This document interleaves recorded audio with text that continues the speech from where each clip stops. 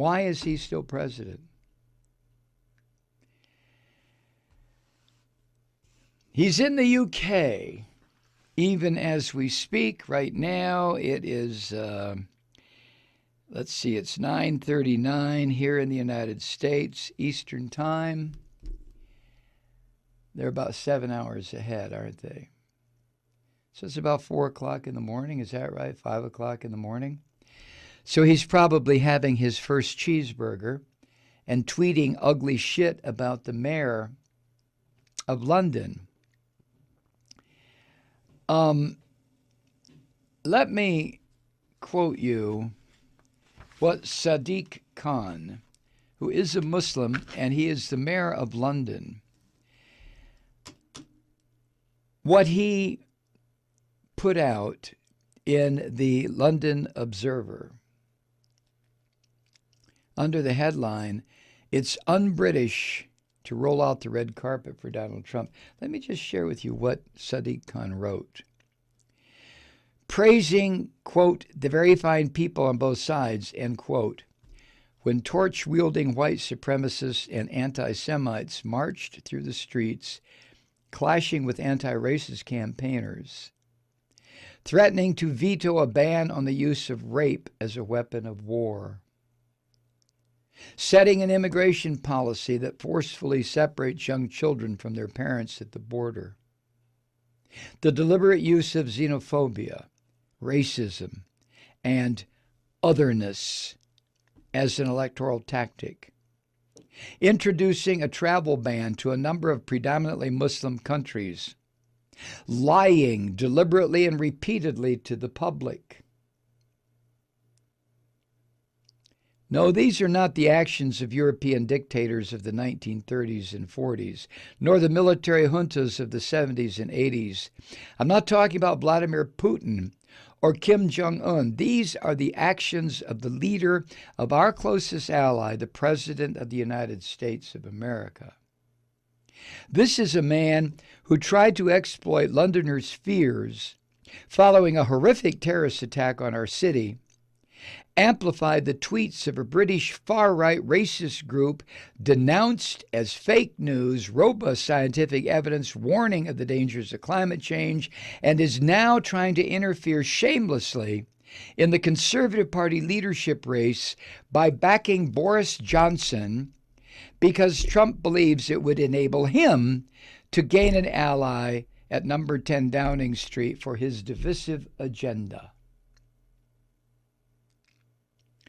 Donald Trump is just one of the most egregious examples of a growing global threat.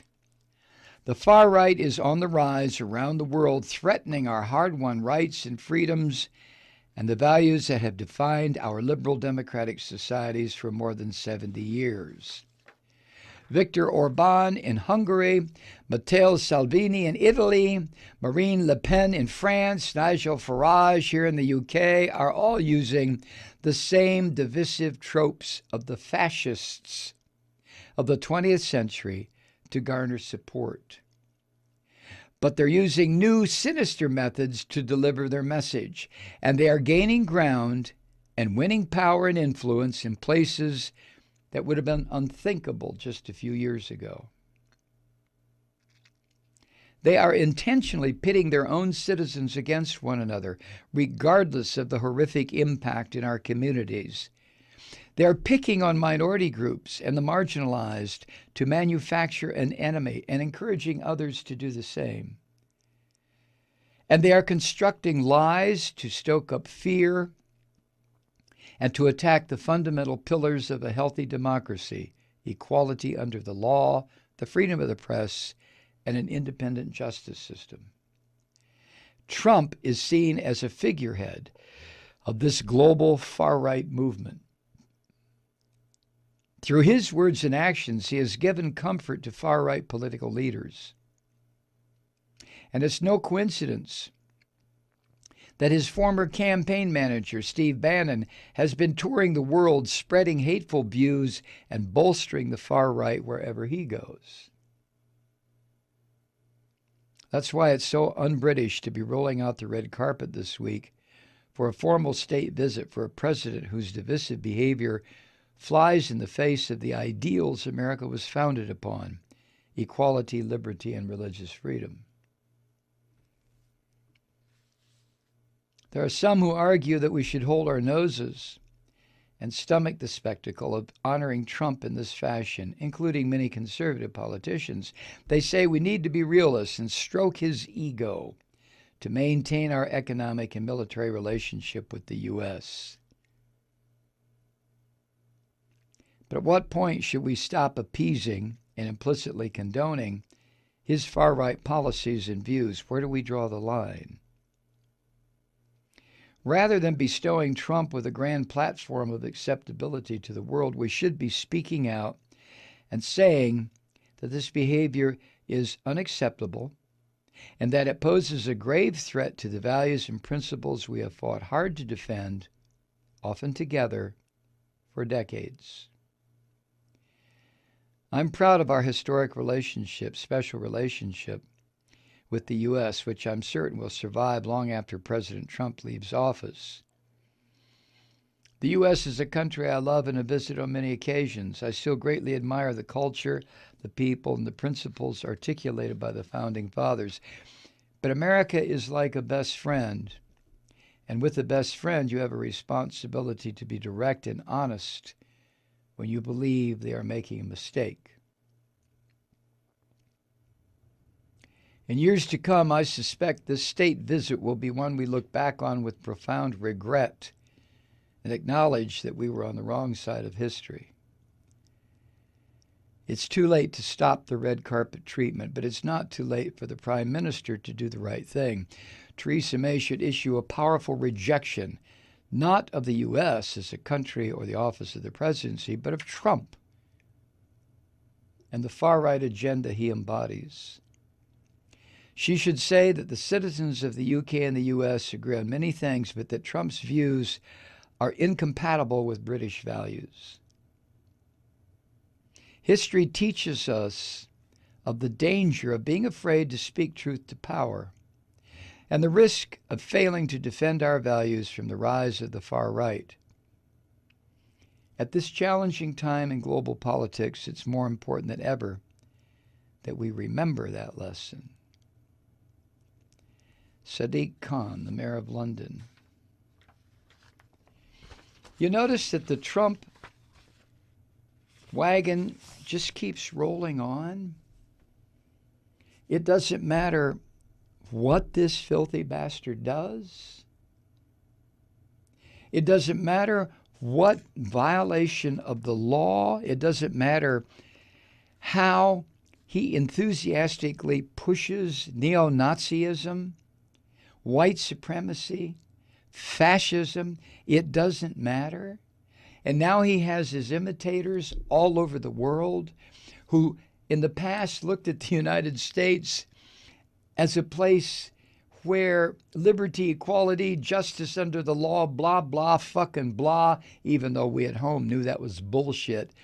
But the people around the world used to look at the United States as a place where all of that was available. And now the Nazis around the world look at the United States as a birthplace of the new Nazism.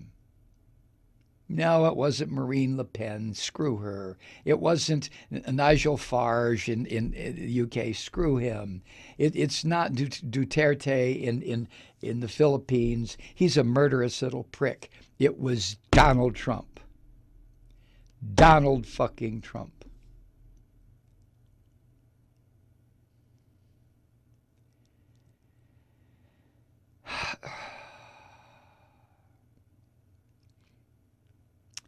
Meanwhile, according to Common Dreams, the City of London, now the City of London is not London proper. The City of London it's different. They use that term differently from the way we use it here. But the city is a section of London. The city is a section. The city, capital C, is a section of the city, small c. The City of London effectively is on lockdown because of the expected protests. They may have already happened. Like I say, it's 5 o'clock in the morning in the UK, and I haven't paid any attention to any news today.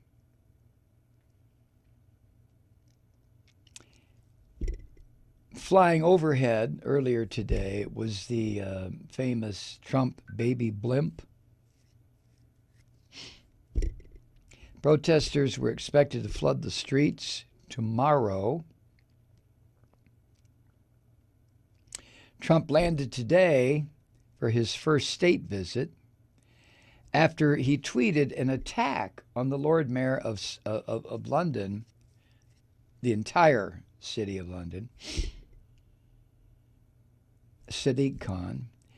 Trump tweeted this: Sadiq Khan, who by all accounts has done a terrible job as mayor of London, this orange fucking piece of shit, he always says that about people, doesn't he?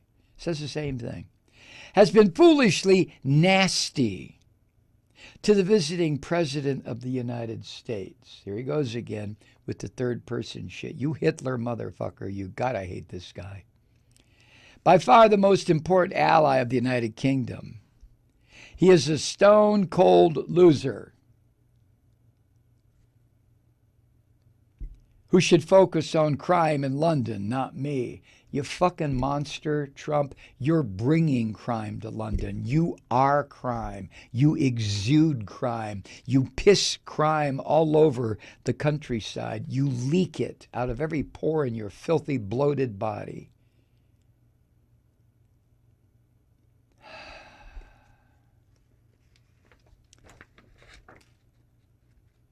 Wow. Why is Trump's attack on Khan, of course, came after the London mayor accused Trump of behaving like the fascists of the 20th century, who attacked minorities, attacked freedom, attacked liberty, attacked common sense in order to gain support with their brain-dead, rotten fucking base, just like we have in this country.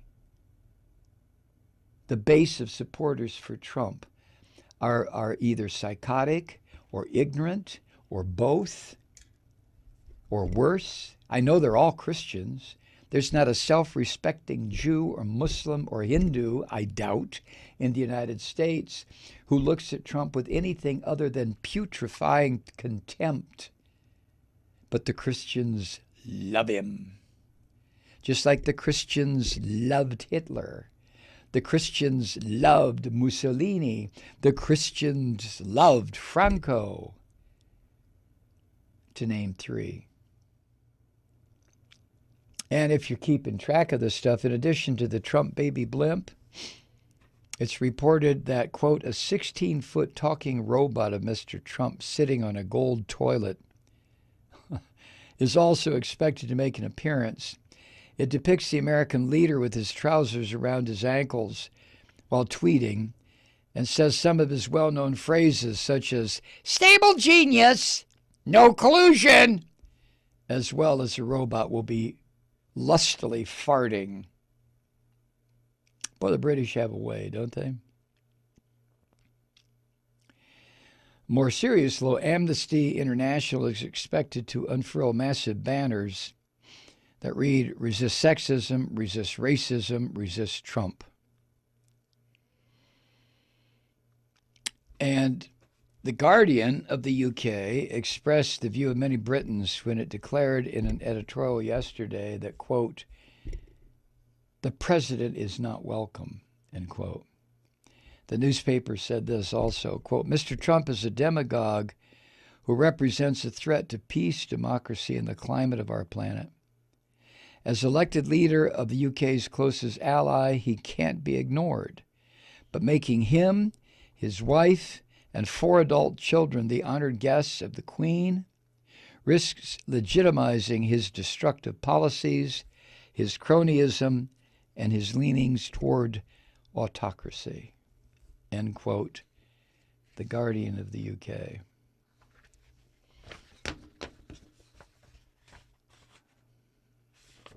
I can remember a time, let's see, it was about 3 or 4 years ago, when the president, the real president of the United States,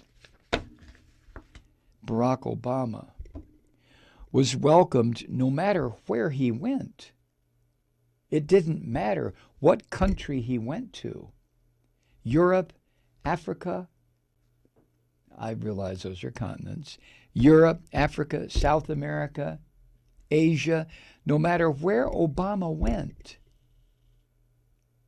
Crowds, hundreds of thousands, turned out cheering him because they saw, superficially, but they saw a black man as the leader of the United States of America, which must have blown their shit completely away.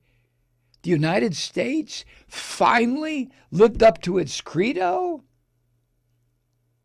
finally set aside its racist bullshit and elected somebody on the merits of his character, his leadership qualities, his intellect.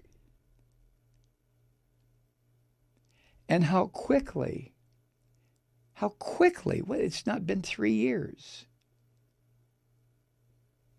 how quickly that was flushed away by this pig-fucking animal named Donald Trump, who launched his career by insisting that Donald Trump wasn't even American. This racist pig-fucking Trump. And now the Queen of England has received him?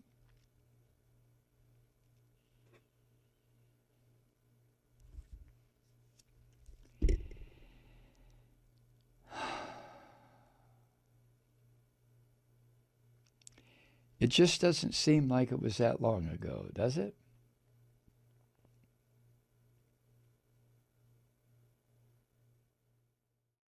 Hi, Truth Seekers. Mike Malloy here. As you know, we've switched formats and are now broadcast exclusively on the Progressive Voices Network. So that means you get fewer program interruptions, no corporate commercials, and lots of profanity. But our format change also means some of our radio listeners no longer hear the program.